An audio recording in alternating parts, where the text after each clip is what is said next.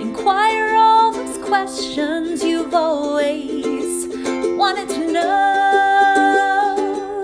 Ask Kati anything. Hey everybody, welcome back to another episode of Ask Kati Anything. I am your host, Kati Morton. I'm a licensed marriage and family therapist, and today we are answering all of your questions about anxiety. This could be related to panic attacks, hypervigilance, social anxiety, anxiety in therapy, you name it. And if you are new here, we're so happy to have you. Please share this podcast with a friend if there's anything that I've said that's helpful or any question that you think someone else could maybe benefit from the answer to it. Please share and please give it a review over on Apple Podcasts or wherever they allow you to do reviews. I think that's the only place, but that really helps. Without further ado, let's get into these questions. Now we have 9 total today, and like I said, the theme is all about anxiety. Now, I want you to know that we have construction going on at our house. So if you hear banging, don't worry, Sean and I are safe. They are just working on our garage right now. So I've been, I was like, I'll get up early and do this before they get here. Well, they got here at 8:30. So there was no, you guys know me. I'm not that much of a morning person. Okay, let's get into question number 1. Now this question says, "Hi, Kati. What is a healthy or quote unquote normal amount of anxiety to have around losing your job? I get great reviews at work, and I even recently got promoted, but whenever I even make a small or insignificant mistake, or I didn't do my absolute best, I get really hard on myself and start to have a probably irrational fear of being fired. I think my anxiety isn't all bad because it pushes me to do my best, but sometimes I wonder if my fear is in all likelihood outside of reality. Thanks." It's a great question. And I want you to know that first of all, this got a lot of thumbs ups, but also just know that you're not alone. We have other members of our community who've actually reached out to me in other ways to ask this kind of same question. And when it comes to anxiety, the healthy or normal amount is actually what I would, instead of calling it anxiety, I'd call it stress. And the reason that a little bit of stress is helpful for us is, like this person is saying, is it's motivating, right? If we don't have a deadline or expectations around, let's say let's say it's a work project. If we don't think that our boss is going to listen, or it doesn't really matter, no one's going to see this, hear this, read this, whatever, we won't put in as much effort as we would if we know they're in the room with us when we're giving the presentation, or we know that this proposal is really important for the health of the business or the company as a whole, right? Without that stress or pressure, we might not be as motivated. We might not, cross all our T's and dot all our I's. We can be a little more casual just because there's not as much at stake. And what's at stake could be not just the business success, but it could be like what people are going to think about us, what we're going to think about ourselves. Maybe it's like a promotion that we're up for, all that kind of stuff. So all of that can be motivating and good, and that's healthy. However, anxiety itself, which if you didn't know the definition of anxiety, it's uncontrollable worry. Now, this is in relation to generalized anxiety disorder, but I believe that applies across, kind of all the types of anxiety disorders out there. And so if we have uncontrollable worry, that doesn't actually help anything. Again, a low level of stress is motivating. Uncontrollable worry is always detrimental because that key word, uncontrollable, meaning it often just doesn't even go away when the stressor goes away, because it's not stress, it's anxiety. And it can come out of nowhere. It doesn't always have a trigger. Sometimes it does, sometimes it doesn't.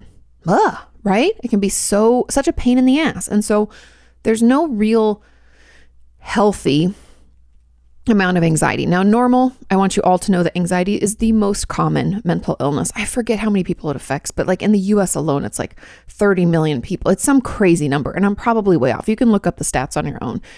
But anxiety is the most common mental illness. So you are by no means alone in your struggle with this. But when it comes to the fear or anxiety around losing your job, to be honest, I don't think there's a normal amount of that either. I think it's normal to want to keep it and to try to do certain things to ensure that we keep it, right? Which I guess could be like the flip side of the fear of losing, which is like you just do your best. You show up on time, you get your work done, you ask for feedback, you take that feedback seriously, right? We do all the things that we can do Also noting that sometimes there's like restructuring in large companies and just huge chunks of people get laid off. Like I was part of that when I was a sales rep years ago. I didn't end up getting laid off because, luck of all lucks, my partner at the time was on medical leave. So I was like a solo person in this huge area. They weren't going to lay me off, but if there had been two of us, they might have laid one of us off, right? And so a ton of people that I knew got laid off in that round, and it had nothing to do with anything other than the fact that they were making cutbacks. And so sometimes we don't have control over it. And let's dig into this a little bit and someone offered an idea in the comments, and I want to talk about that too. So I don't believe we should always fear losing our jobs. We can have a healthy appreciation for it, again, and want to do things to keep it. But I think that's kind of like almost the way that we're trying to view life is like, are we looking for problems? Like, I'm going to lose my job. Oh my God. We're looking for an issue, which our brain, if you didn't know, is wired to look for like negatives and threats. And this could be a threat, right, to your safety and security because we need the money. So we're wired to seek out threat and to pay attention to it. But I have a feeling, now this is just my hypothesis, I have a feeling we're a little bit hypervigilant in this. And I'm curious where it comes from. Now, here are just a few ideas of maybe where it could come from. People with hypervigilance, the most common, PTSD. Now, do I assume you have trauma in your past? No. But I'm just saying, if you do, that could be where this is coming from. Because we could just be like where our brain is always seeking out threat. It's kind of part of just how we're wired as people, keeps us safe. We're going to be doing that more so. So we're going to be looking and assuming there's threat where none really exists. That's essentially what hypervigilance is. We're extremely on edge and we almost think everything is a threat to us because if it in any small way reminds us of our trauma, it's hard for us to tolerate. So that's part of it, maybe. Another potential reason would be something to do with our self-confidence and our beliefs in ourselves. And I've talked about this in the past, and there's even a question on this I'll get into later, how I believe that all anxiety is born out of a lack of self-confidence. Because if we think about it, the worry that comes along with anxiety, I'm going to do this wrong, that's not going to turn out, they're not going to like me, they're thinking bad things about me, I'm going to get fired. All of the worry is usually about things not going well for us or for those that we love or something dangerous happening, right? Now, all of that anxiety, you can see how the root of it, if it's not trauma related, could be and most likely is a lack of self-confidence. Because if we're confident in ourselves and our abilities, then we have this resilience built up where we know we can weather life storms. So instead of thinking, oh my God, I know they're talking about me, they're probably saying such nasty things. If we're confident, we're thinking, oh, those people look nice, I'm going to go talk to them.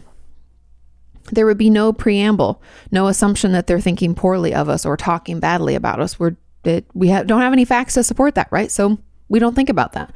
Or we have this confidence in our ability to do our job. We're not worried we're going to lose it. I'm good at my job. Why would I get fired? Right? So I think you can apply it in a million different ways, all in not in support. That's not the right word, Katie. It's more like all supporting my belief that the root of anxiety is a confidence issue.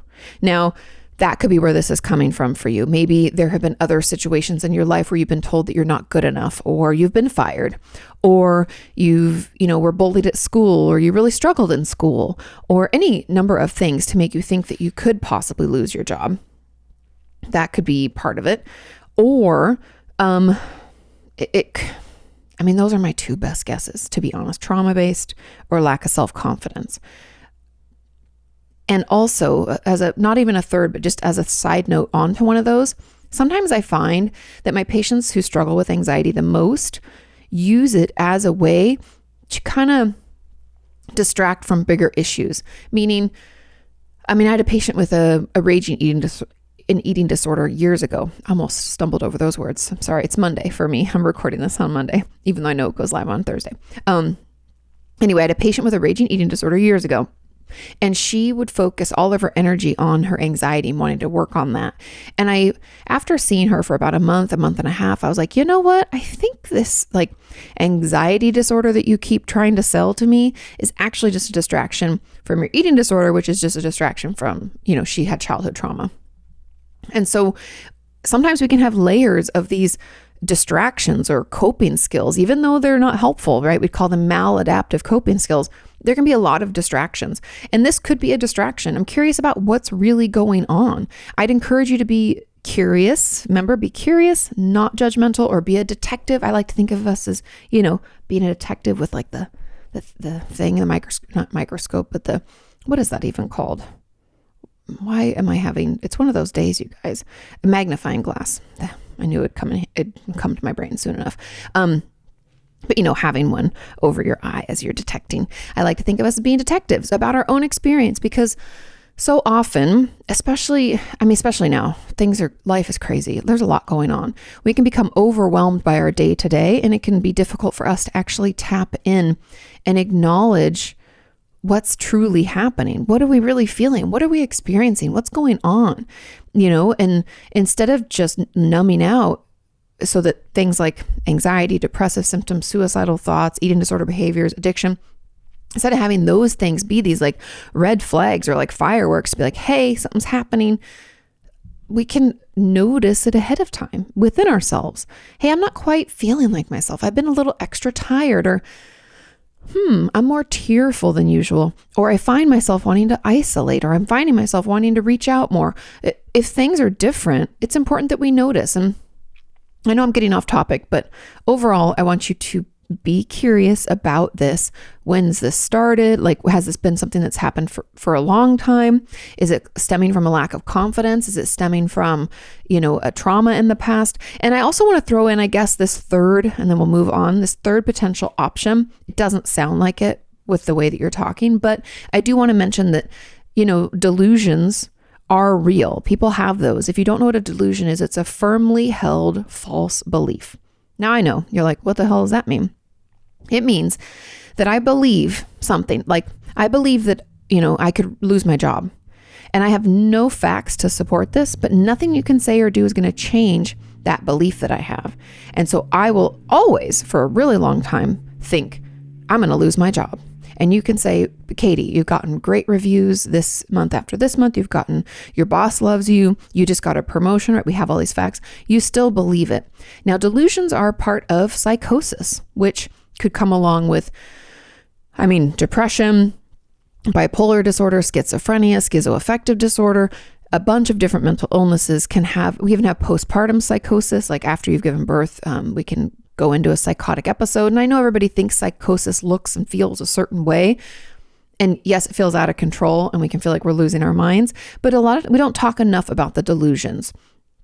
And those delusions can be things that could potentially happen, right? And so it's hard for us, and mentally it's like impossible for someone to convince us, but it can be hard for us internally to let it go. And so that's the final potential option. I would talk to your therapist about it, obviously making sure we're properly diagnosed. But again, I think this probably stems from the things we talked about, prior to that. Okay. Let's move on to question number 2. And this question says, hi, Katie, and happy Thursday. Happy Thursday. It says, how do I stop using avoidance as a coping skill for my anxiety? Ooh, good question. It's gotten so bad. It's a terrible cycle, because when I get behind in schoolwork and housework, I get anxious, and then I can't make myself do the work, especially when it's something that I really don't want to do. And I get further behind, and then the anxiety grows. It's this horrible snowball, right? I'm a little bit of a perfectionist. So even if I'm able to muster enough courage to want to work one day, if I can't do it all, it's really hard to find the motivation to do it at all. Gotcha. So if you can't if you can't do it all the way, 100% to make it perfect, then it's hard to motivate. I know anything worth doing is worth doing half-assed, but it's hard to internalize that. I understand. I've even started using avoidance for everything hard that causes anxiety: school, relationships, cleaning. It's led to skin picking as a way of avoiding my work and dealing with all the tension that I get from needing to do the work and not being able to force myself to do it. It's a lot, huh? I get anxious and then I avoid it. And the more I avoid it, the harder the situation is. The harder the situation is, the more anxious I get. Help! I do usually get the thing done if it's for school, but it's only after lots of avoiding and stress. I don't want to only be motivated by emergency deadlines. it's so stressful. And sometimes I don't get it done on time because I've waited so long. The constant feeling of failing and being behind is making me really mad at myself as I keep putting myself in these situations that could be avoided by not avoiding my work. And also I'm depressed because I fall behind and I'm usually doing really well in school. Also depressed as I can't do my work, but I also can't do anything else because my work isn't done. Like I'll spend all my day trying to get myself to do the assignment or whatever, and everything else falls apart since I don't move until it's done. My house becomes a mess because I'm not cleaning. I don't sleep very many hours and I fall behind in my classes all the time, or all the while. I just kind of procrastinate and feel anxious that I'm not doing the work I need to be doing. My anxiety, I think, is why I can't do the work. I just avoid it. The cycle leaves me feeling like I can't fix it either, since the solution is the problem in the first place. I totally get it. I would love to know your thoughts and advice from me. I'm also diagnosed with ADD, if that's relevant. That's always relevant when it comes to procrastination and productivity. I don't know why I continue to do this or how to stop it. Sorry that was so long. Also, thank you for your podcast and everything you do. It's a bright spot in my week and I appreciate you lots. Hope you and Sean and Roxy are doing well. Love from Utah. Now, there were a couple comments on this as well, and we'll dig into those separately because they kind of take a different path. But this is incredibly common. And that's why I think anxiety is something that we can struggle with for a really long period of time and not have any idea of how to get out of it, right? Because it feels like anxiety like breeds anxiety. It's like a virus, right? And then it's like everywhere and it's like spread throughout our lives. And it's like, oh, we don't even know how to cope, right? Because it all connects. Now, when it comes to, I have a couple homework assignments that I want you to try because I have some tips on how to better manage this experience. Now, when it comes to ADD or ADHD, if any of you out there struggle with that, the interesting thing about it is, or I guess not an interesting thing, but a good thing to know or to remember about ADD or ADHD is that our brain just has like less, I think it's dopamine and serotonin. I might be missing one, but I think it's just those two. And it becomes like a heat-seeking missile looking for more of, serotonin or dopamine. And so it looks for things that we enjoy, which is why those of us with ADD and ADHD, people often think, people with ADD just can't focus on anything. That's not true. We just have a tough time focusing on things we don't find interesting because we don't get that dopamine hit, right? We're like, next. And so if we find something interesting, we can zone in and hone in on it and spend hours working on a project, even if that project is something that isn't school related, right? We're just very into it. And so anyways, I just want you to know that sometimes with ADD and ADHD, it's not that, I honestly don't even like people call it a learning disability. I know not everyone uses that term, but I've heard it in schools over the years, and I don't like that they call it that. It's almost like our brain just works differently. And instead of fighting against it with like, well, everybody learns the same way, which is bullshit, we need to work with it and find better ways to kind of chop up our day so that we can spend time doing the things that we find enjoyable. We can do those as long as we can to get through, whatever that is. And for little bits of time, we do something we don't want to do. And I think that might be kind of compounding this anxiety issue. So I just wanted to bring that up in that way to maybe help you better make sense of that. But when it comes, so back to the anxiety and the stress and how this is like building because you're procrastinating and then you feel overwhelmed, and what was the initial question? How do I stop using avoidance as a coping skill for my anxiety? It's normal to avoid things that make us anxious because why would we want to go towards something that causes us to feel overwhelmed and maxed out? It's normal to avoid. That's actually part of the reason why anxiety builds and people can be agoraphobic and struggle to leave their home. And social anxiety can isolate us as well, because if we go out and we feel more anxious or we feel bad, why would we go out? Then if we, or if this reminds me of that time I embarrassed myself in front of everybody, I'm just never going to go to parties anymore, right? Our world starts to get smaller and smaller and smaller. And until we avoided everything that we ever liked. And so I just want you to know that that's incredibly normal. And I have a few tools and techniques and things that I want you to try to do. Now, the first and the biggest, and this is like you're like, you want me to what? But I want you to find a therapist who does exposure therapy, because that's going to be the true healer of this. because I'm going to give you some techniques to utilize for today, but we have to figure out where this is coming from. Where is this avoidance, this anxiety, this perfectionism? And I know because of comments below that we're going to get into, an eating disorder might be part of this as well.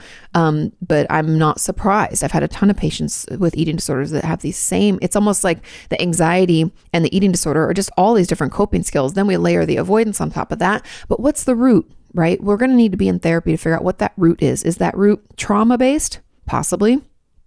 Is that root, I mean, again, it'd be trauma-based, but it could be more specific. Like, did we have a narcissistic parent? Did we feel like we had no control? Did we move a lot as a kid? And so we never really felt like we had a safe foundation. So we're always seeking out that control experience or that feeling of like that I get to do and get to choose and all of that. Like, where is it coming from? And I think some of the work that you're going to want to do in therapy is going to be on figuring out why we have these coping skills, because they exist for a reason. And so we have to be curious as to why that is. So there's that component, and that's the real like crux of the work and what I would encourage you to do. But when it comes to like help now, like a technique you can use now, I want you, there's like two parts to this. Now, the first is I want everything you turn in for the next week to not be perfect. I actually think if it's perfect, it's wrong. So you don't get my approval if it's like, I don't know, more than 85% good. Okay. I know that sounds crazy. My therapist used to do this to me too.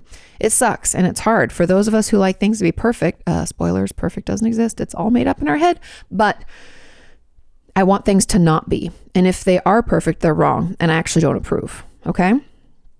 I know that's some kind of like reverse psychology bullshit, but it does kind of help. Okay. So there's that. Now, the second thing is I want you to set timers more. And I want you to, instead of feeling like you have to do everything at once, I want you to do things. It's kind of up to you. You're going to have to let me know. Now, the average person can focus for like, I think it's like 45 to 90 minutes. I know that's a huge chunk of time, but it just depends on the person, right? But giving our focus to something for like 45 minutes, it's probably going to be too much for you, especially because now I know you're diagnosed with ADD.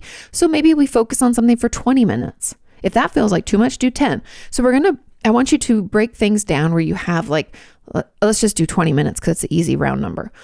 20 minutes on, 10 minutes off, 20 minutes on, 10 minutes off. And I want you to do this throughout your days to get certain things done. And in those 20 minutes where you have to focus, make it something like maybe one of the 20 minutes is something that you really don't want to do. Then the next 20 minutes is something that you do want to do. So let's say I have a speech to write, because I do, and a podcast to film, and I need to gather questions for the podcast ahead of time. But I also really want to take my dog for a walk because it's nice out and it's not that hot. And then I also really need to do my Spanish lesson on Duolingo. Okay, so I have all these things, right? So write down all the little things that you need to do during your day. And there's a lot of other shit. I also should probably do laundry. I need to unload the dishwasher. Write all these things down. All the things. Then put them into slots of things I love to do, which might be nothing. That's okay. Things I don't mind doing. So love to, don't mind to. Things that I have to do and things I hate doing. I want you to put them into their columns. Now, and you might have one in there that's like things that are neutral, where you're like, whatever, like unloading the dishwasher. I don't know, might not bother you at all. And then I want you to divvy these things up. So what time of day do you operate best? I know this sounds crazy, but it's something to think about. I do not operate my best from like 8 a.m. to maybe like 10.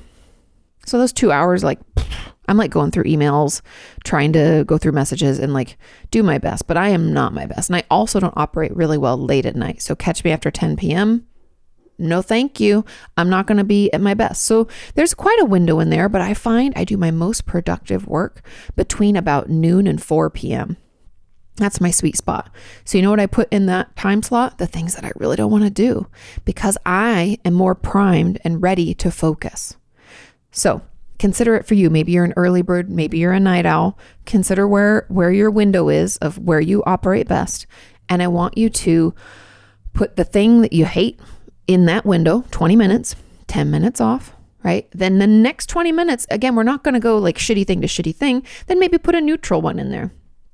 And I want you to slowly like put your day together where when you're not productive, like in the morning, I should do things that are just either blah or that I love doing, makes it easier, building up into things that I like have to do, the things I hate doing, and then things I like doing again, or things that aren't so bad.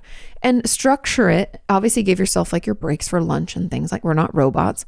But doing that, I find, especially when we have anxiety or perfectionism or ADD, helps us at least structure things so that when we've hit that 20 minutes, you can obviously work longer if you're like in the middle of something, you don't have to stop. But in your mind, I want you to say, I did that great. That was exactly what I was supposed to do. Amazing. Thumbs up.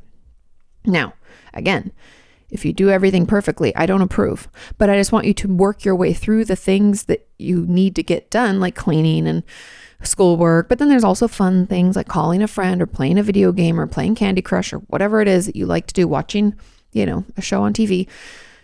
Put those things into your schedule so that not only will you feel productive because you check that box, but it's also in these structured times so that you don't feel like it's just endless, right? Because sometimes we forget that we can only have 7 things on our to-do list in a day. That's all our brain can actually hold and think about at the same time. That's why phone numbers minus the area codes are 7 digits. It's easier for our brain. And so we have to work again with our brain instead of against it. And one of those things on the list cannot be like finish a senior project that's supposed to take like 6 months, right? I can't put on my list, film 8 videos or some shit. Like I'll have to do that over the course of the next few months, but I can put, consider video about, what am I working on right now? More narcissism content. So I can be like, finish love bombing script. That could be a to-do today, or rehearse a script, or, finish reading that book about narcissists. There's certain things I can put in there, maybe a chapter, not a book. Let's be realistic, but these have to be things that you can finish in a day. And preferably it'd be even better if you can break them down into like what you can finish in an hour or a half hour or something like that. So we can check those boxes and move our way through, help us feel more motivated. Also, we'll get things completed that need to be completed and also enjoy our days, because it shouldn't just be all work, no play. Okay. I think that was it. I know that I said they're like I went through everything without breaking that up, but I hope that that's helpful. Therapists with exposure therapy, figuring out the root of what's really going on, breaking our days into, structures like that, taking breaks, all of that could help. Oh yeah. And then the not perfectionistic thing, like if it's perfect, it's wrong, which is hard. But that's what I had to do in therapy. And I have to tell you, it helped to know that I was like going against my therapist if I did try to make something just perfect. I think that's part of the reason why I don't like drawing and stuff, because it like never turns out the way that I like. Okay. I could go off on a tangent. Let's get into the comments, because there's also more stuff to talk about here. Now, the first comment says, yes, I have such a problem with avoidance. School made me so anxious that I would skip classes and it would make my eating disorder worse, etc., just to avoid going. And I eventually switched to homeschooling. I avoid close relationships too. As soon as anyone starts to get too close to me, I ghost them and then shut off completely. What can I do to get over this issue with almost avoiding everything, even slightly difficult things that life throws at me?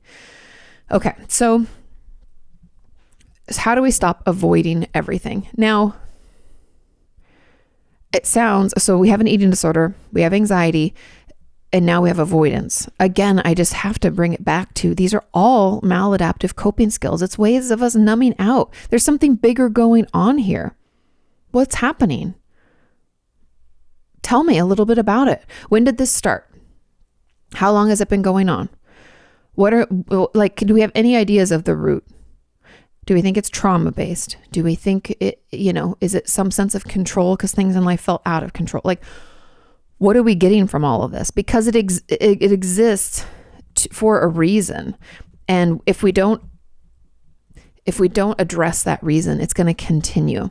And so paying attention and recognizing why you're doing it, because it can help just to understand when. Like, are there certain specific instances where it gets real bad? It sounds like, anxiety with school, relationships, maybe people getting too close. Are we afraid we're going to get hurt if people get too close? Are we afraid if people get to know us, they won't like us? Where is this coming from? Is it confidence-based?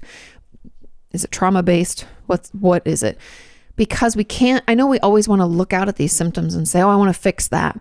but there's always a core reason. And we have to be curious about that, not judgmental about our situation, right? We're all doing the best we can with the tools that we have. Right now, unfortunately, our tools just happen to be avoidance, eating disorder, and anxiety. And until we figure out why these things are coming up so strongly, we're not going to be able to fix them. Because then, so moving on, so once we've understood that it's a coping skill, then we recognize, or identify rather, really, like when we're doing it and what triggers it most. Then we can put in place some other coping skills to try to help regulate, like a full body shake, doing some breathing exercises, maybe just some stretching and exercise. Maybe we connect with someone that we truly know and who loves us. Maybe we journal a little bit. Maybe we get into therapy and, practice some new communication skills and ways to assert ourselves or whatever it is that we're kind of needing, right?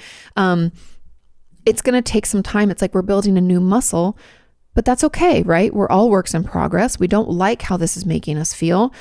And until we can change it little by little, it's not going to be perfect. We're going to have slip ups, but I want you to try again.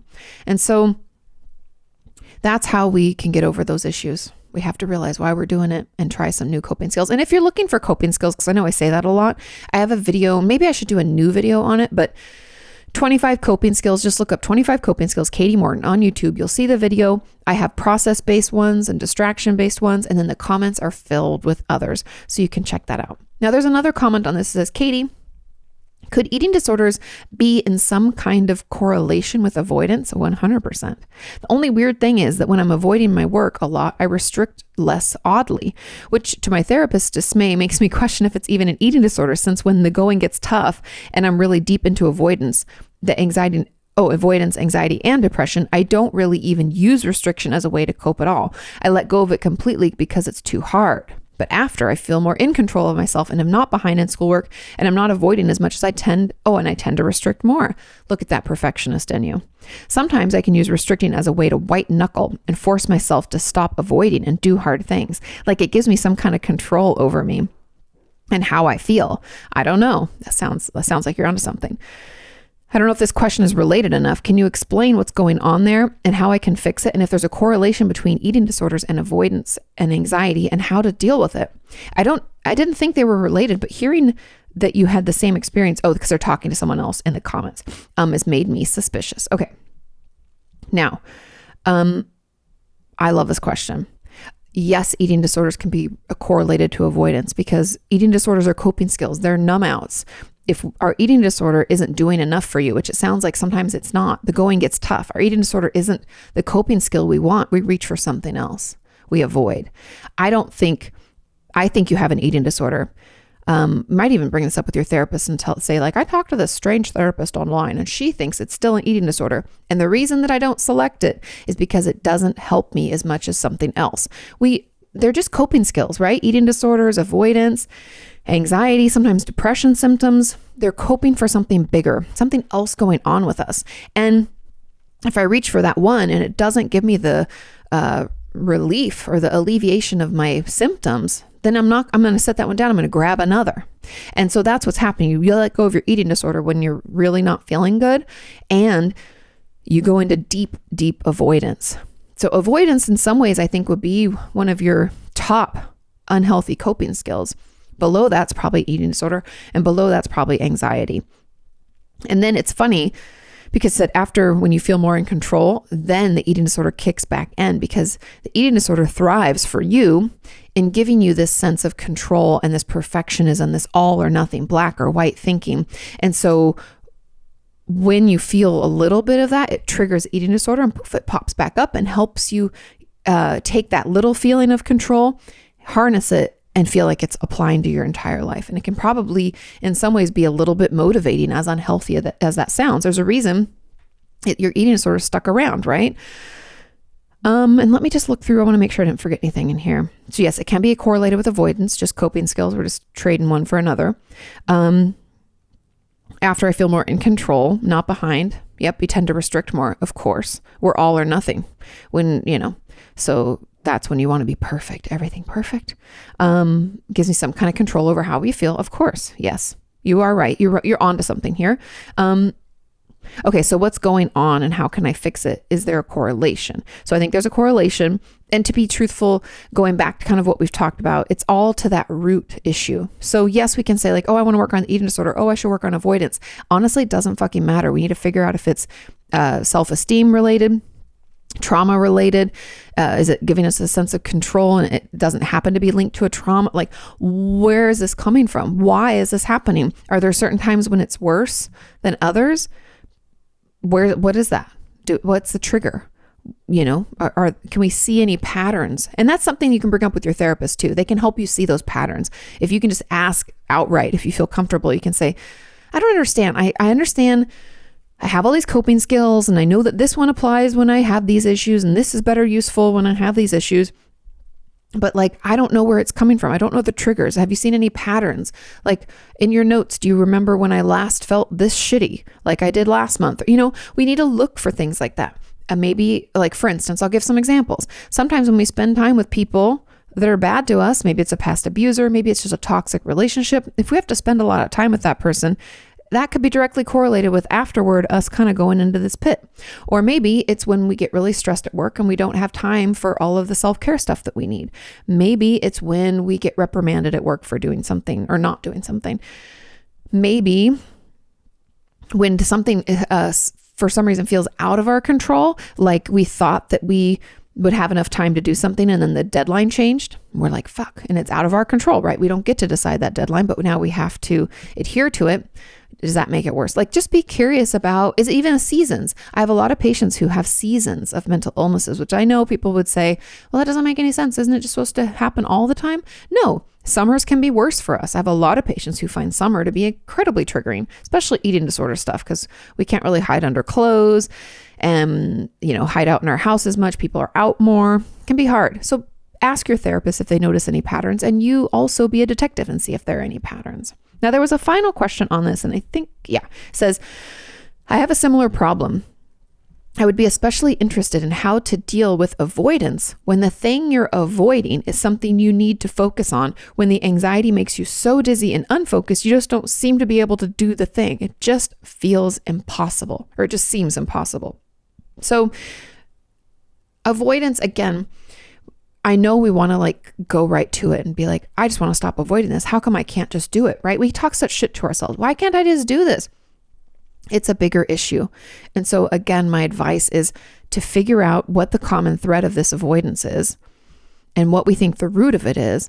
And then we're going to have to find some coping skills to calm our system as we push ourselves to not avoid. And that's like baby steps. That's like exposure therapy. I'm slowly, putting myself in a position that would usually cause me to run the other way and avoid. But I'm going to slowly expose myself to that trigger and then use my skill so I feel okay. Okay, and try it again, right? And we're going to do that. And that work is hard, but it's completely doable and something that we can make happen with our therapist and with some good, healthy coping skills. Does that make sense? I hope so. Let's move on to question number 3. This question says, hi, Katie. I know you've talked about something similar not too long ago, but I am still wondering about anxiety surrounding therapy. It can be so anxiety producing. I have so much of it. Outside of session, all I can do is think about the few moments that I embarrassed myself. Isn't that wonderful? Anxiety is such an asshole. Or said something in a stupid way and wondering what my therapist thought about me. In session, I get so anxious too. I know this is normal, but it's to the point where I can't even respond, or sometimes I'll be sarcastic, which is even worse. I also get so anxious that she just doesn't believe me. I avoid talking about my eating disorder completely because the anxiety around it and her not believing me is so much. The therapeutic relationship is amazing and she's a perfect fit for me. Yet therapy makes me so unusually anxious that I would love insight. Thank you. Therapy can be wonderful and amazing and healing. However, it can also be incredibly anxiety producing. I mean, just think about it. And I just say this to validate your experience because think about it. We have to go in to see a stranger. We pay them and we dump things and say things that we never maybe say out loud, maybe not even to ourselves, or things that we don't even want to admit, or things that happened in the past that we are so filled with shame about that like we don't want anybody to know. Right. And we go and we just dump all this stuff with a stranger that we've paid. and then we leave. That's weird, right? What? It can make us feel extremely anxious. We can, especially if we already have anxiety, which it sounds like the person who asked this question already has anxiety, then of course the thought of going in to tell someone about all the shit that we're embarrassed about or upset about was going to make us more anxious. And then what if they don't believe us? And what if they're judging me? All of that like social anxiety talk where we're like, oh my God, they're talking about me. Oh my God, they saw that. Oh my God, I had something on my lip and nobody told me, or something in my teeth. And we can just spiral out really quick. My advice is if there is any way in between sessions or even at the beginning of session, we're going to have to find a way to communicate what you're telling me. So we don't have to tell them all the shit we've done that we're embarrassed about. We don't have to even tell them that we have anxiety. We don't have to be able to verbalize it just yet. But I want you in some fashion to say something to the effect, whether we email it, text it, write it down in a letter and hand it to your therapist. I mean, you can find a way to print it. I know not everybody has printers anymore, but write it down by hand, rip it out, give it to them. Something to the effect of, I need you to know that I feel so anxious in session and I don't know how to talk about anything because my anxiety gets so high. That's all. That's all we need to say. You could even just print out this question that you asked. Say, hey, I asked this to this therapist online and she told me to tell you. You could say that too. Any way you can do it, because it's hard. I know it's hard in session to get the words out. So sometimes that's why emails in between session, if they allow it, or texts or calls I know are hard. So let's just nix that already because I know you just cringed. But finding a way to get that information over to them is going to be key. Because if they don't know this is happening, they can't help you better manage in session. For instance, if I have an anxious patient who I know is struggling to tell me anything about what's going on, then I'm not going to open the session in the way that I normally do, where I say, catch me up on your week. How are you doing? Blah, blah, blah. Or like, what brought you in? I'm not going to ask that question. Instead, I'm going to say, today I wanted to work on X, Y, or Z. How does that sound to you? Let me tell you a little bit about what that is. And I do this as a way to kind of let them get in my space, right? In my office, kind of relax a little. Because if I put them on the spot right away, some of my patients just shut down or dissociate or have a panic attack. There's a lot that can happen. And so to try to like buffer that, I do the talking first and I try to keep it educational. So there's some distance between how they're going to experience it and, what I'm asking them to do, if that makes sense. So it's not I'm not diving in right away. That can shut us down, be overwhelming. And so letting your therapist know can give them an opportunity to come up with some things like this. And if there is something that they're doing in session that you find like shuts you down, let them know. It's okay. We don't have an ego about the way that we practice therapy. I'm doing my best to help you. And if something I'm doing is upsetting or just not helpful, I want to know. So letting them know, I think, will be really, really key in really healing and hopefully make it more helpful. Okay. Now, because like the fact that you can't talk about your eating disorder, we need to be able to do that. Maybe not all at once, but we just need to let her know that this is happening and find any way to tell her that this is happening. Now, are there any other questions on that? There was a comment on this and it says, yes, this exactly. To add on, how do you deal with this anxiety in session? I feel so stupid about all the things that I'm worrying about and just keep thinking that I'm wasting their time. I've just started with a new therapist and she says that I'm kind of closed off, but she doesn't think it's intentional. How do I overcome this? I feel like it's just easier to keep people at a distance to avoid feeling anxious and embarrassed. Any advice would be helpful. Again, we have to find a way to tell our therapist that we're feeling this way. I know we often think, and it's probably my fault partially my fault for the way that I've communicated about therapy over the years. Yes, we want to get into therapy and tell them as much as we can. However, that might be just us talking about what's come up for us because of therapy. That's like half of the therapeutic process, is just letting our therapist know, every time I come in, I just feel so stupid. I mention all these things that I'm embarrassed about or anxious about. And I think I'm like overreacting and I feel like this is stupid. And then I'm like, I'm wasting your time and I'm wasting my time. And I just, right. And we can just let them know. We don't have to have any answers. We don't have to understand why this is happening. We just have to let them know our experience. I think that's really key. That's really the the most vital part of therapy is just being able to tell our therapist in some way, email, text, writing it down, or saying it if we can. But finding a way to communicate our experience is going to be the most beneficial. Because again, to me, as I read through this, like we clearly have a lot of judgment, feeling like we're wasting time, which is probably why we're cut off and like shutting down a little bit. It's protective because we're puffer fishing, right? We feel really soft and squishy and vulnerable. We don't like that. Spine's out.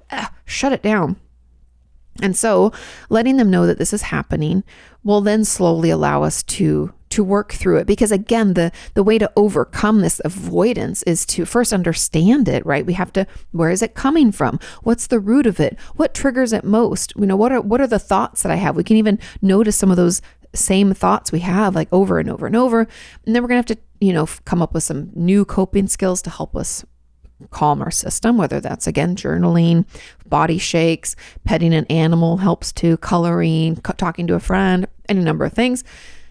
And then we're going to have to expose ourselves a little bit to that thing that makes us anxious. Like, so in session, we might want to have silly putty on hand or have our therapist do a full body shake with us or whatever. We can do those things in session periodically so that we can keep going and we don't shut down or close off. Okay.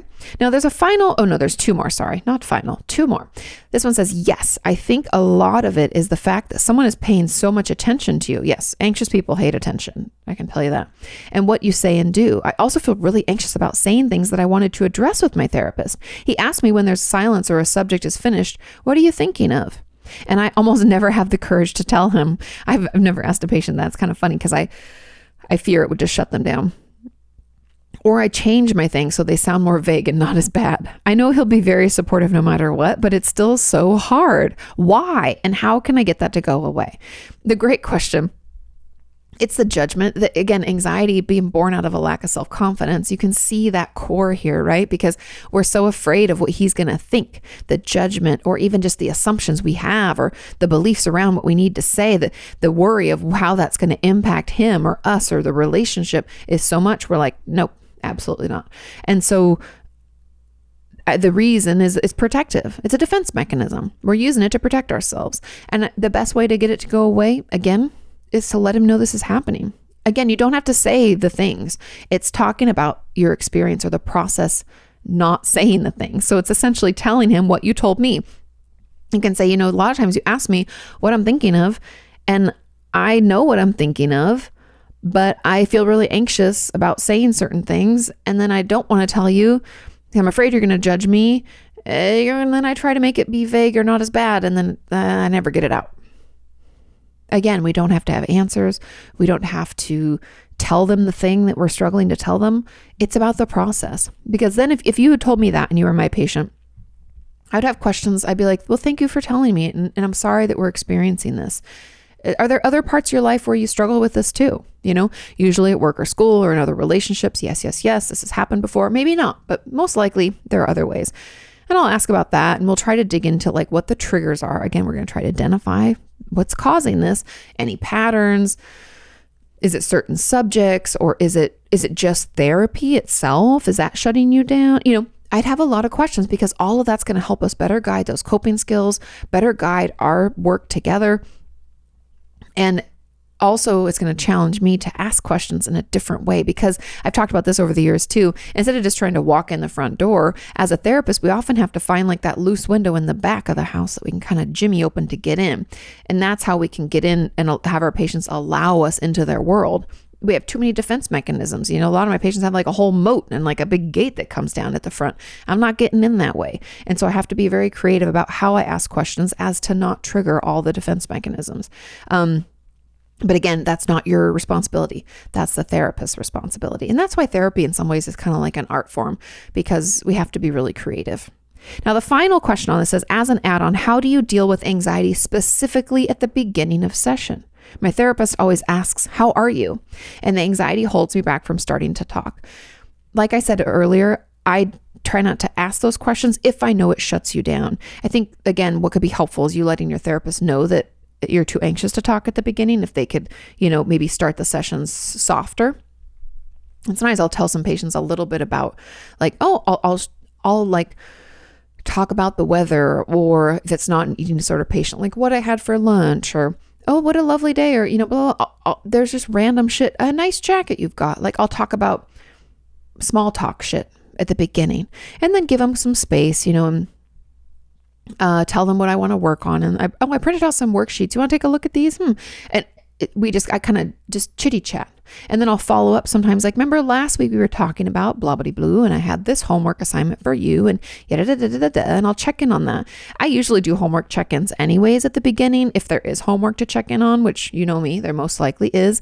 But I do that first, and that can sometimes take the edge off. Like I said, let you get settled. Because there's something about like getting into the office, like after I don't know how your guys' works, but my therapist over the years, if I've already seen them, I've already filled out paperwork. I go in and flip the switch. You like read a magazine or look at my phone for a while until they come out to get me. And then you go in and it just takes you a minute to like settle. And so I always try to give people that space to settle.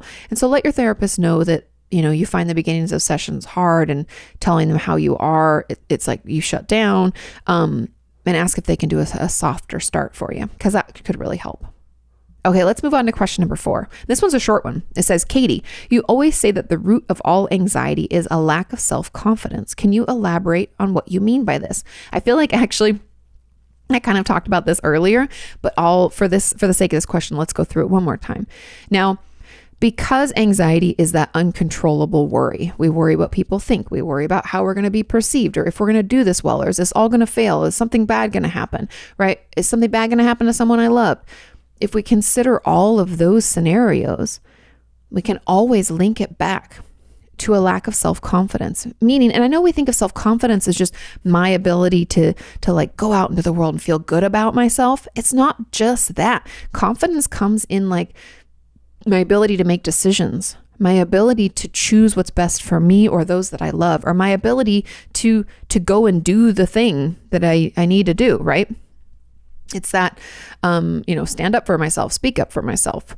It goes back to just being able to do things without uncontrollable worry. I want to try to keep this short so that you can hear it, but that's why I believe it. And I stumbled upon this and research about this when I was doing work for my anxiety workbook. You guys, if you don't know, I have an anxiety workbook. It's for sale. You can buy it over on my website, katimorton.com. But anyways, I was doing a bunch of research for that workbook. And if you didn't know, this is like the 3rd iteration of it. I've done a bunch of edits and tons of videos about it. And I've just done a lot of work because anxiety is so common, right? And I wanted to better understand it. And the more I dug into it, the more I realized that it stems from this lack of self-confidence. And yes, that sounds like a simple answer to a complicated question, but confidence isn't an easy thing to untangle, right? It could be trauma-based, right? Trauma is shame, blame, guilt, and embarrassment, and not one of those things gives us confidence. It actually takes it, right? And so if we think about that, just be curious about it.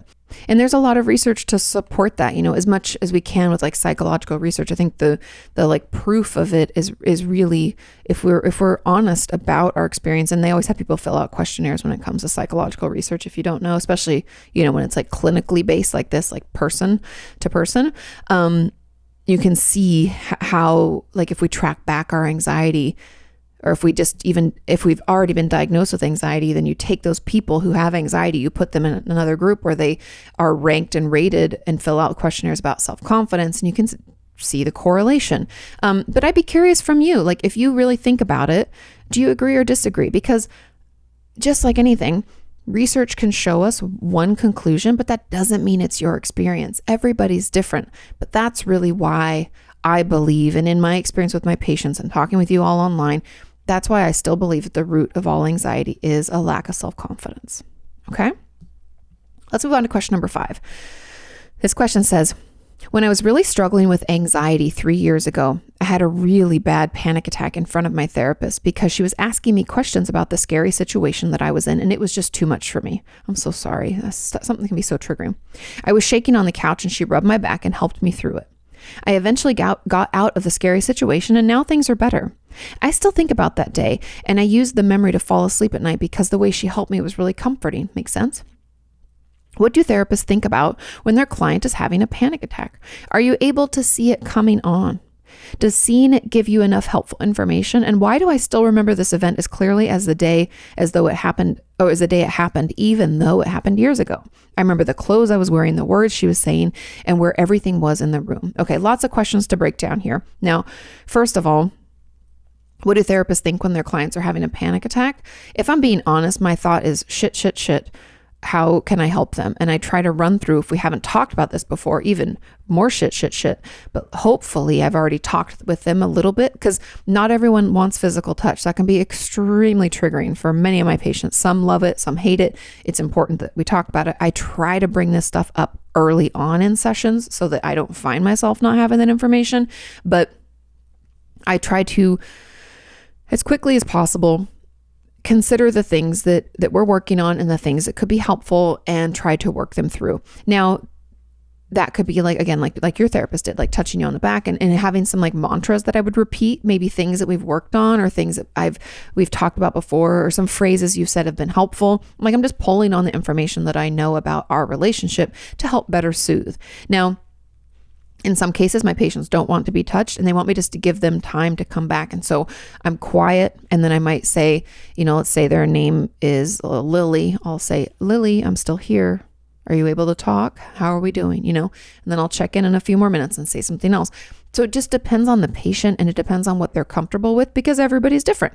But that's really what I think about, is I'm trying to rack my brain, or hopefully I'm going to my notes where I have kind of like our list of things that are okay and not okay, because I still take old school notes. Or maybe we have like a panic attack safety plan. I've put those together in the past with my patients who have panic attacks frequently. There could be all sorts of different things. And if I don't know that information, I'm thinking shit, and I'm trying to come up with some different things and different ways I can help. I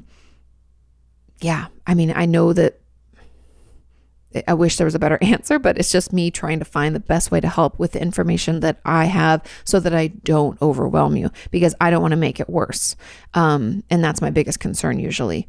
And making it worse, I find there's a higher likelihood of me making it worse by trying to do something. And so sometimes if I don't know, let's say it's our first session together and I don't know you very well, I'll probably sit quietly and just say your name a couple times, try to bring you back.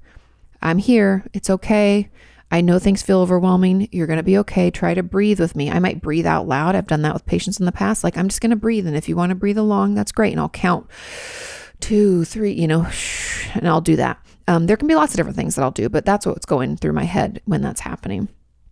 And are you able to see it coming on? If I know the patient well enough, and if I do see it kind of coming on, or notice them doing the kind of like space out or get really agitated, just depends on how it like shows itself with that patient, then I'm going to try to use other tools. I'm going to be like, hey, do you want to shake out with me real quick? Or do you want to tell me what's going on? Can we breathe? Do you want to close your eyes for a minute? Like, whatever. Again, that would be like part of our safety plan and part of the way that we would better manage. And I would try to do that as quickly as possible so that we could maybe like stop it from happening. And does it give you any helpful information? It could, because about what triggered it. Like for you, it was very clear. You're talking about a really scary situation, it sounds like. And it was too much. So that was the trigger. But if it wasn't as clear and direct as that, it would give us helpful information, and we could probably dig into it later to try to learn more about what you thought of, or what came up, or what we think caused it. It could even not be the session itself. It could have been what happened the day before, or before you got into a session, or, things like that. It can be really helpful, but it's not necessary. It's not like we have to have it happen in session for a therapist to believe us, or for them to be able to gather helpful information, but that there is a side effect of that it could be helpful. And the last question, why do I remember this event clearly as the day? Trauma memories can be like that, where and I know people are like, but I don't remember anything. Trauma memories are weird, right? I have a whole chapter in my book. I had to do a shitload of research about trauma memories, and there's a lot of hypotheses, and some stuff is proven, some stuff isn't. And there's a lot of people who disagree with each other. It's very complicated, but we do know that trauma memories are just different. They believe they're even stored in a different part of the brain. And I think that we kind of, for most of us, we either remember every detail about the thing that happened, that event that was scary, or we remember nothing. I know for some people it's like flashes and stuff like that, but again, trauma memories are weird. And in your case, the reason you remember it so clearly is because it was so impactful. And I would argue that this might not have been like a traumatizing situation, but it was definitely scary. But I think there was a component of it of healing where your therapist was there to help you through it. And that could have triggered some attachment stuff. Maybe we had like fear of abandonment in the past or not healthy attachment with our parents. We might not even have had that. But either way, like it solidified that relationship with our therapist. And I think that is probably why we remember all of the details, because it was scary and overwhelming, but someone was there to support us. And it's almost like we had a traumatizing thing happen, but the outcome was different. And I think that that's why that memory is so clear and vivid in your mind. But for a lot of people, we remember trauma memories really vividly and clearly too. Again, everybody's different, but that could be why, and I have weird things too, where like if I have situations, not even scary, just like certain events or things that happened that are like bigger deals, I'll remember what I was wearing and like I'll remember weird things about the experience and the day or the person or things like that. So yeah, memories are interesting, but I think that's probably why it's so clearly formed for you. And if you want more information about trauma memories, like I said, my book Traumatized, I have a whole chapter. I think it's like chapter 4 or 5. All about trauma memories, and it's really fascinating. Let's move on to question number 6. This question says, "Hi, Kati, can you talk about the link between anxiety and dissociation?" Of course. "You've talked about pulling the ripcord, but I still find it peculiar that I can go from being very anxious to dissociated in a short period of time, since these feel like very different reactions. I also feel as if my anxiety only became an issue when I stopped dissociating frequently." Interesting. "My therapist, however, thinks that I may have always been anxious, but just didn't realize it in the past." Interesting. Now, the correlation between anxiety and dissociation kind of goes back to why dissociation happens. Now, dissociation happens when our nervous system gets overwhelmed. Now, your level of what would be overwhelming and my level, it's going to be different, but it doesn't really matter. When we've reached whatever that peak of it is, boom, our brain pulls that ripcord, and it can also cause panic attacks. We just shut down. That dissociation is incredibly common. But you have to think about it's system overwhelm. So your anxiety builds to a point where your nervous system is like, oh my God, this is too much. Your stress response, meaning your like limbic system, which houses your amygdala, is like firing. It's sounding the alarm, and it's sending us into fight, flight, freeze. Well, oftentimes when anxiety doesn't have a trigger and there's nothing we can run from or fight, we just feel overwhelmed and fucking anxious. Boom, ripcord pulled. Because fight and flight, not an option. What's the one we can go into? Freeze. So we freeze, which is where dissociation occurs. And so that's really the correlation. It's all about our nervous system becoming overwhelmed. And that level of overwhelm is going to differ because everyone has a different level of resilience, or a different amount of coping skills, which is part of our resilience, right? And so that's really why that happens. Now, you said you feel as if your anxiety only became an issue when you stopped dissociating. I agree with your therapist. I think you always had anxiety. You just never noticed it. Probably because you were just dissociating. I would assume your level of resilience has increased over the years, so you feel the anxiety for longer, whereas before it was like anxious, dissociated, feel anxious, dissociate, like boom, boom, boom. There was like almost no window, so you probably didn't even identify that it was anxiety that could have been triggering it, if that makes sense. Now, there was a comment on this that says, "This is how I feel. My therapist and I are working on slowing down the dissociation, but I find that I use my unhealthy coping skills more than..." Oh, so like you're using them more now. "I know I need to use these better coping skills, but since dissociation has been my go-to for so long, anything else feels overwhelming. What are some other techniques for those panic moments outside of deep breathing to quickly ground me without dissociating? I'm also not sure how to bring up that I'm using these bad coping skills when I don't dissociate, like my eating disorder, which we've never talked about, without feeling like a failure or complaining." Okay, this is a great question. Now, it's normal when we're trying, because dissociation is a coping skill, right? We're just trading one for the other. What this tells me is that it's hard as a therapist. I'm not knocking your therapist at all, but what this tells me is that we haven't worked on the root issue. You have no ways to deal with your overwhelm we're just taking away a coping skill. We're like, let's stop dissociating. We're like, great, now what? And so all your other issues, all the other coping skills are coming up. And so we really need, like you said, you know that you need better coping skills, like healthy coping skills.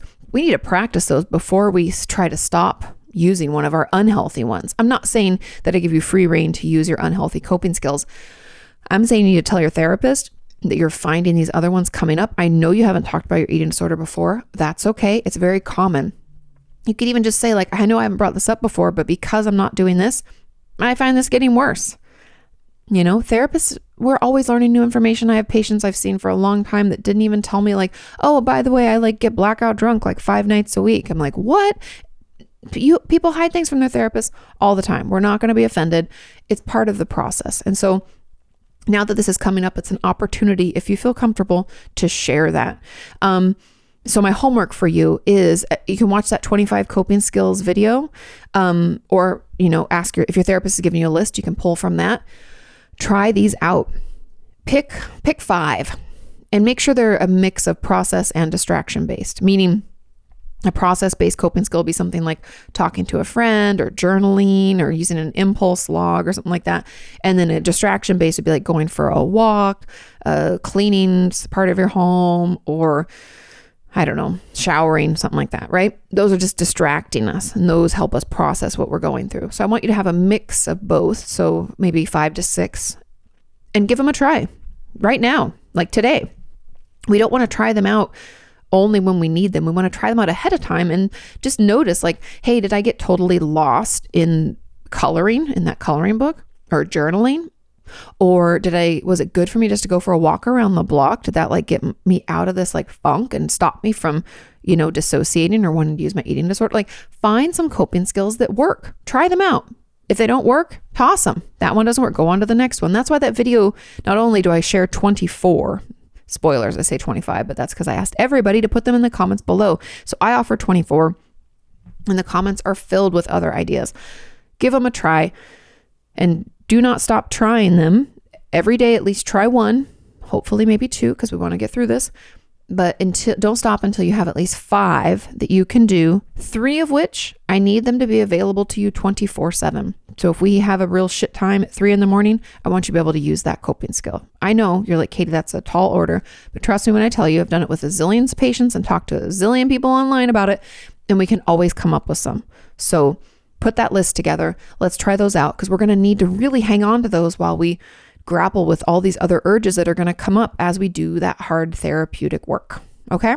Now there was a comment on this, and it says, yes, I was wondering if anxiety could cause dissociation also. Yes, it can. I had a pretty severe dissociative episode at school the other day, so bad that I can't remember anything except for calling my therapist. Could it have been anxiety? Yes, it could have. I can't think of another reason, and my anxiety has been off the ropes recently, so my gut just says anxiety. But I'm not sure if this is related. Apologies if it isn't. Totally related. I feel like we answered that, but I just wanted to add it in to let that person know. I saw you, I heard from you, and hopefully you got your answer in there, because yes, anxiety can cause that overwhelm that leads to dissociation. Okay, let's move on to question number 7. This question says, hey, Katie, how do you deal with negative or unwanted reactions from others when you show symptoms of anxiety? For example, with social anxiety, when you get feedback at work or school and people say, you should have practiced your talk better. Oh God, why do people offer feedback that you don't want? I hate unwelcome feedback. Practice your talk better because you were too nervous. I'm so sorry. Or when you meet someone new and you struggle to talk and people make a big deal out of it, telling you that it's okay. Don't worry. You don't need to stress yourself out. I'm just trying to live my life despite anxiety, but people's reactions sometimes make me not want to try anymore. I guess a couple of things, as much as possible. First of all, I'm proud of you for pushing through and trying anyways. You keep doing what you're doing. We're going to, like, going back to the things I kind of said throughout this pod, I want you to come up with some coping skills that are helpful for you. That's going to be really important. I think practicing, using them so you have ways to self-soothe is going to be key. And keep doing, challenging yourself. But here's a part of it that is going to be uncomfortable, but can be really helpful. Pick a couple of people in your life, maybe a teacher that you're close to, or maybe you have one friend at school that you're really close with. If you have more, that's fine. But I'm just saying, pick a couple people, maybe a teacher and a friend, and let them know of what you're working on. You don't have to tell them that much information. You can just say, hey, I'm really struggling with social anxiety. So even if you see me have a tough time giving a talk or getting nervous around people, can you not bring it up? Because it makes me more anxious. You can just be like, it's like a snowball effect. And then I'm judging myself and I'm afraid you're judging me, and be like, just know that I'm aware and I'm working on it. Sometimes people just want us to like know that they acknowledge. I don't know why people do this. I don't think it's done with any malicious intent. It's just they don't realize how hurtful it can be. So let some people know, because the great thing about having one of those people is, like, let's say I'm that friend that you told and I'm like, oh my God, I'm so sorry. I didn't even think about it. I should never have said anything about your talk. And you're like, don't worry about it. Blah, blah, blah. We figure it out. It's fine. Flash forward 2 weeks, we have another presentation at school, and I overhear someone telling you that you should have practiced more because you sounded nervous. Then I, as the not anxious person, can butt in and be like, hey, Lucy, she's doing great. Don't you know what it's like to feel anxious? Let's not talk about it. Like, I can move it along. I can shut it down. Or if somebody says something to me and you're not present, I can say like, hey, she's like working on it, dude. Like, stop mentioning that. That's really rude, right? I can shut things down, or I can make comments, or I can stand up for you. I think that's what friends are for. Also, teachers can shut things down if they hear something like that happening. I know we don't, like, I was a kid once too. I haven't forgotten. I know people think that when people get old, they like forget, but we didn't forget. We just, we have bigger fish to fry now, but I didn't forget what it's like to have a teacher stand up for you. And that can be kind of embarrassing sometimes. But I found by high school, I actually loved my teachers, and like, they were kind of like not part of our group, because that's not true, but they were just like part of my experience. And it was nice to have them to talk to sometimes. I had a couple really good teachers that I talked to, like my English teacher and my journalism teacher. They were both really great. And a lot of my coaches. So anyways, having those people that have your back can be really helpful. And it also gives you a place to talk about things before or after if something stressful is coming up. But again, those coping skills are going to be key, because you're doing all the work. We just need you to find ways to calm your system down before and after things. And then we need some other people to be supportive. And if you feel comfortable, I'd assume you don't. But if someone else out there is like, but those people aren't like my close friends, so maybe I should just tell them. Consider it, and let's practice what we want to say. If we're going to tell someone we're not that close with, let's do like 2 bullet points. Like, hey, thanks for the feedback, right? We're going to hug and roll these people. Thanks for the feedback, because they're like giving you feedback you don't want, which is horrible. Thanks for the feedback. However, I've been working on social anxiety for a little while now, and sometimes it gets the better of me. So like, essentially thanks, but no thanks. So we'll say like, I've been working on it. So yeah, just know that I know, and you don't have to tell me about it. Hug and roll. Essentially, don't talk to me anymore. That's not helpful. Okay, let's move on to question number 8. This question says, hi, Katie. What about the anxiety before falling asleep? Ugh, the worst. I do need to take sleeping pills because my mind won't stop racing and thinking about stuff, not always sad and bad, but still unable to just fall asleep. I do have quiet BPD for quite some time now. And I'm unable to rest. Okay, so if you don't know what quiet BPD is essentially, a lot of people think of borderline personality disorder, otherwise known as BPD. They'll think of it as like a people who lash out or impulsive, like outward action. But quiet BPD is essentially when, instead of it being outward, we take all that upset and that worry and that fear of abandonment and the impulsivity and struggles with sense of self, and we turn it in. So this can lead to intensive depressive episodes and suicidal thoughts, not to mention self-injury of many forms, binge eating, binge shopping, all sorts of things like that. So quiet BPD, that's what this person's talking about, just so that we're all on the same page. Now, anxiety before sleep, there's a couple of things. Now, sleeping pills are fine if those are prescribed and you feel safe with them. I personally, am very cautious of my patients having those, and always, talk with your doctor, blah, all that stuff, blah, blah. But I'll assume we don't have any worries of overdosing. Everything is safe. We have their doctor prescribed, all that yada, yada stuff. But before going to sleep, I have a video, actually. I think it's like it's years old. I should probably I feel like all the videos need to be redone now, but that's just me. It's like 4 ways to better sleep. Just look up better sleep Kati Morton on YouTube. It should come up. Anyway, there's some basic like cognitive behavioral or CBT based tools that we can do to help us better manage getting to sleep. And here's a couple, because I have anxiety about going to bed. Like my anxiety gets higher before sleep all the time. I don't know why. It's like I'm fine. And then I like brush my teeth and all of a sudden I'm like, start to feel anxious for no reason. So gotta love it. And then you think through all the shit you've ever said and done that didn't go well in your whole entire life. Isn't that amazing?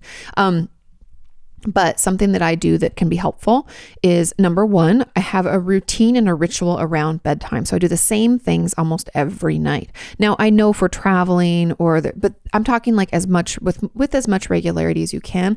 Try to go to bed within the same hour. Give yourself like an hour window. We're not like trains. We're not always on schedule, but try to go to bed around the same time and have a ritual about it. So if that ritual is like, I turn off the TV and then I don't know, I blow out the candle that I had on because I have a candle lit right now. I'm just running through random things. I wash my face, I brush my teeth, I put my lotion on, and then, I lay down, I put any notes or thoughts I have of things I need to do into my notes on my phone, or maybe I write them down on a pad of paper by my bed. Those are both very helpful things. And I shut the lights out. And I do not look at my phone, right? We need to have, or maybe it's like 30 minutes before bed, I put my phone down and turn it off or put it into do not disturb. I go around the house, I check all the locks and the doors, and then I get ready, whatever it is. We need to have a little ritual. Put that short ritual together. Maybe you shower before bed. A lot of, like Sean likes to shower before bed. Maybe that's your thing. Have a ritual. It's almost like we do that with children a lot, where we have like babies, because I was a nanny and a babysitter. I don't have children of my own. I'm not pretending to be a parent. I don't know what I'm talking about, but I did nanny and babysit for a long time. We always have rituals for our little kids, right? Or at least the way that I nannied and babysat is I would let them know, hey, it's almost bedtime. And they always like, I don't want to go to bed, blah, blah, blah, blah. I don't, they fight it. And I'm like, as an adult, I would welcome the bedtime. I tell them, I let them know after this, you get one more cartoon or one more whatever, and then we got to go to bed. And then I'm like, I get them in the bath, and then I clean them up, we put them in their PJs, and then, we read 2 stories, and then night lights out, so there's like a ritual around what we do. It helps prepare our brain for sleep. And the ritual at first, it's not like overnight, it's gonna be like amazing. But as we do it over and over again, our body will get quicker at falling asleep because it knows it's coming. One thing I learned recently, I was reading, sometimes I go down these like rabbit holes of research and then I end up somewhere and I'm like, I don't even know how I got here. But I was reading that melatonin isn't helpful for sleep. Didn't know it. Have told you guys over the past years that it could be helpful. Turns out it's actually not. And maybe it was my friend Ben, who's a neuroscientist, that was telling me. But anyways, if you don't know who Ben Rain is, check him out. Ben, Rein, I think is his last name. Amazing. He, again, is a neuroscientist out of Stanford. Couldn't like him more. So helpful with what he shares. Anyways, melatonin doesn't work. L-theanine and magnesium do. Obviously talk to your doctor. I'm not a doctor. But those are things that could actually help you with your sleep and wake. And those are more natural and not that there's anything wrong with sleeping pills. I just always get nervous, especially with my patients who have any suicidal thoughts. So that's really it. Also, another tip of something that I do full body shakes sometimes in bed, like flop around like a fish. It's usually before Sean's in bed because that's kind of embarrassing. But if I just find myself ruminating and my mind is going, I'll like get out of bed and shake, or if I'm too tired, I'll just kind of flop around. And that helps. I know it sounds silly, but it regulates our nervous system. It's like you're forcing that regulation. And then the final tip I have is the ruminating thoughts. I force myself into, this is my new one, so feel free to steal my idea.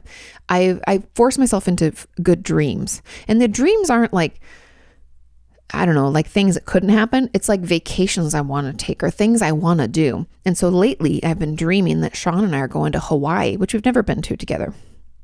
We're on a plane and we're going to Hawaii, and we get into our hotel, and like I tell myself everything, the smell, it's like kind of damp because Hawaii is always raining. That's how it's so lush and beautiful, but it's like warm, and I hear the parrots, and I tell myself this story like as if it's happening, and then I fall asleep and I'm in Hawaii. It's beautiful, beautiful. So give that a try and see if that helps.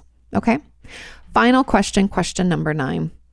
Oh, and also if you have any tips for helping fall asleep when you're anxious, leave them in the comments. Now, question 9 says, hi, Katie. Thank you so much for all that you do. Of course. Thank you for your support and for sending in your question. It says, I end up getting physically ill if I experience too much anxiety. It hasn't happened in a while because I've started seeing a therapist. That's amazing. And I've been working on CBT. But if I reach that point, I can't help but throw up. I've thrown up all over myself by accident, and I've thrown up on my dashboard. It just happens. Again, it hasn't happened in a while, but I'm always scared it's going to happen again the next time something big happens in my life. How can I keep my stomach calm in these situations?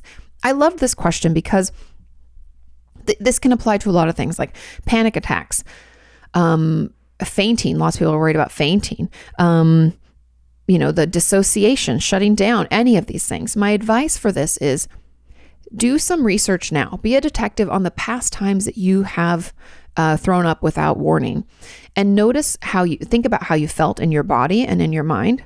What was your emotional experience? What was your physical experience? What happened and what led up to it? Because what we need to identify are those triggers and those signs and symptoms earlier on. The earlier, the better. Ideally, like the day, ideally we'd notice it before it got this bad, but ideally like 2 hours before we could potentially just throw up so that we can do something about it. We can use some of those coping skills to calm our system down, because what's happening is instead of like dissociating or having a panic attack like other people might experience, you're throwing up.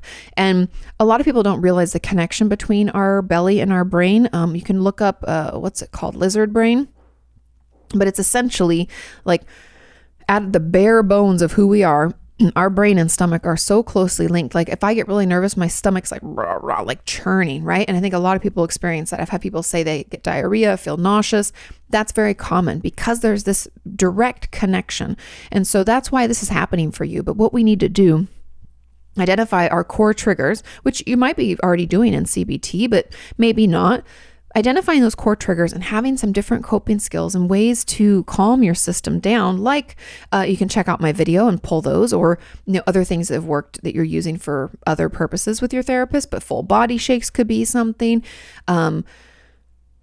Even I used to, any kind of movement, if you want to like dance to a song, or if you want to jump up and down, or if you want to do a little exercise or whatever, walk around the block, any kind of movement can help. I find body shakes a little more effective than walking, but that might just be me.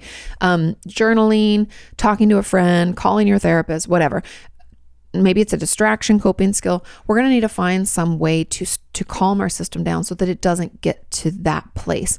And so doing that kind of research, being a detective, can give us more information so that we can prevent it from happening again, right? We need to kind of notice what the triggers were, notice how we felt in our body before, an hour or two before that happened. And you can start with right before it happened and like work backwards, or whatever's easiest. We just need to use the information we already have to figure out how to stop it, because it didn't happen for no reason. It happened because we got overwhelmed in our system. That's how our system reacts. We now know that.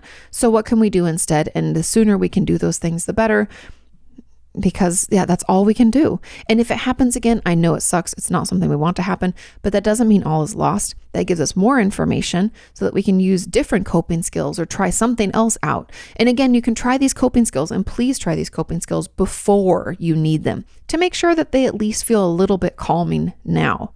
Because if they don't at least feel good now, they're not going to feel good in the moment, and they're not going to be helpful. So try different ones out until you find some that work, and we'll get you to a place where you can't even remember the last time it happened. Okay? Thank you all so much for listening and watching. Like I said, it helps so much to share this video, tell a friend about it, put it on your socials, leave a review. All that stuff is incredibly, incredibly helpful, especially May is Mental Health Month. So we got to, might as well drive through good information, break through the stigma, and keep talking about it, because we know how important it is. Thank you all so much for listening and watching. I'll see you next week. Bye. You can ask her about your therapist or vent about your work. You can ask her about your self-esteem or why your feelings hurt. You can ask her why breakups suck or why you've hit a plateau. Inquire all those questions you've always wanted to know. Ask Kate.